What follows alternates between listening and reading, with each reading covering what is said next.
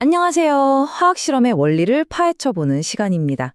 오늘은 유기화합물의 신분증, 바로 작용기를 어떻게 확인하는지 알아볼 거예요. 자, 한번 보세요. 여기 투명하고 색깔 없는 액체들이 있는데 겉보기엔 정말 다 똑같지 않나요? 이걸 뭐 맛보거나 냄새 맡을 수도 없는데 과연 정체를 어떻게 밝혀낼 수 있을까요? 바로 그게 오늘의 미션입니다. 우리가 화학 탐정이 되어서 분자 속에 숨어 있는 결정적인 단서, 작용기, 펑셔널 그룹을 찾아내는 거죠. 이 미스터리를 풀려면 우리 탐정에게는 아주 특별한 도구가 필요해요. 바로 특정 작용기하고만 선택적으로 반응하는 아주 영리한 화학 반응들이 우리 무기입니다. 자, 첫 번째 탐정 도구는 브로민 첨가 반영입니다.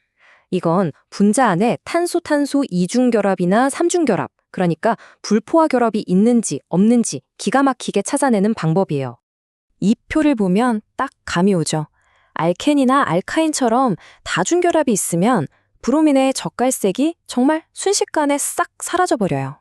근데 호스트님, 저기 상온암소라는 조건이 있네요? 이게 왜 그렇게 중요한 거죠? 이야, 정말 좋은 질문이에요. 만약에 빛을 쬐거나 가열하면 단일 결합만 있는 알케인 같은 애들도 아주 느리게 치환 반응이란 걸 하거든요. 그럼 결과가 헷갈리겠죠?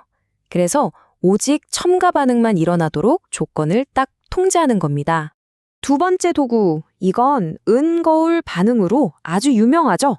바로 톨렌스 반응입니다. 이 친구는 다른 건 쳐다보지도 않고 오직 알데하이드 작용기만 딱 골라내는 아주 정밀한 탐지기라고 할 수 있어요.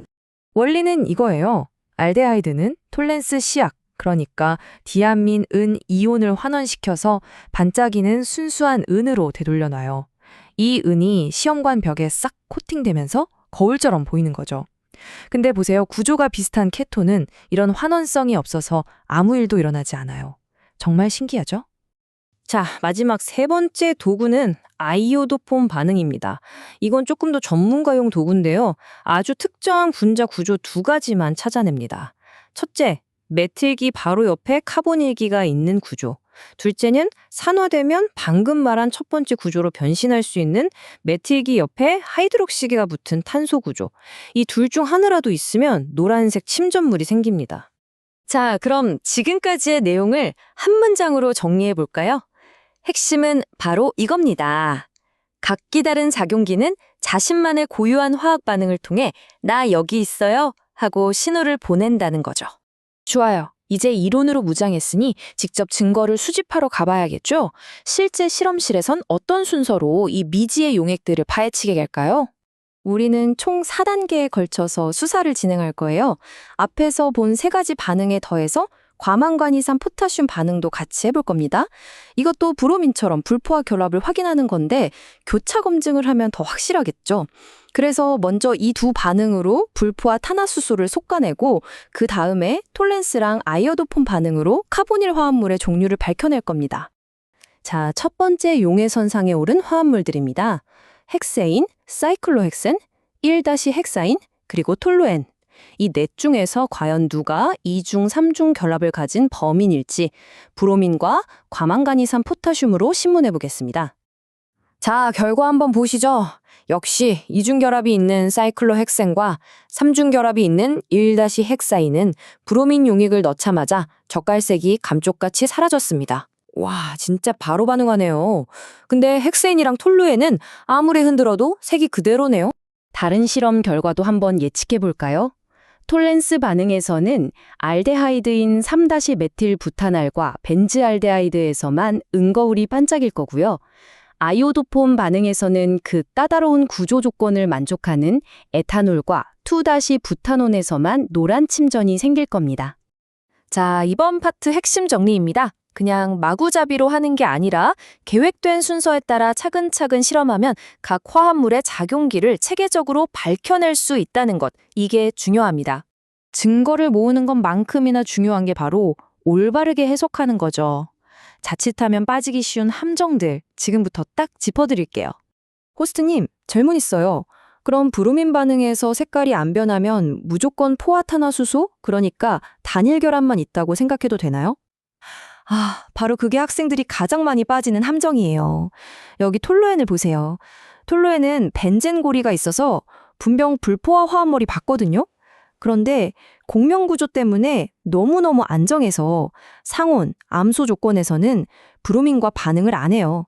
아주 특별한 경우죠. 그리고 또 하나의 결정적인 숫자, 바로 60도입니다. 톨렌스 반응과 아이오드폼 반응은 약 60도 정도의 따뜻한 물에 담가서 반응시켜야 제대로 된 결과를 볼 수 있어요. 이 온도 절대 잊어버리면 안 됩니다. 최고의 탐정은 안전수칙을 목숨처럼 지키죠.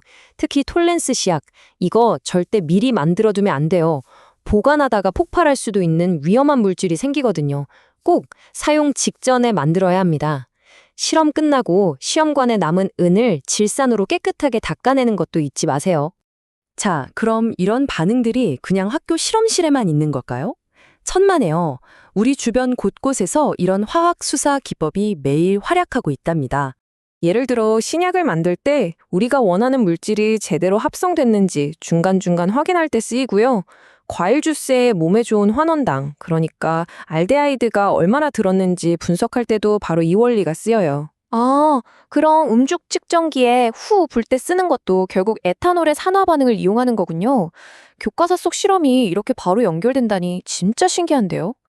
자, 이제 오늘 우리가 함께 수사한 내용을 완벽하게 여러분의 것으로 만들 시간입니다.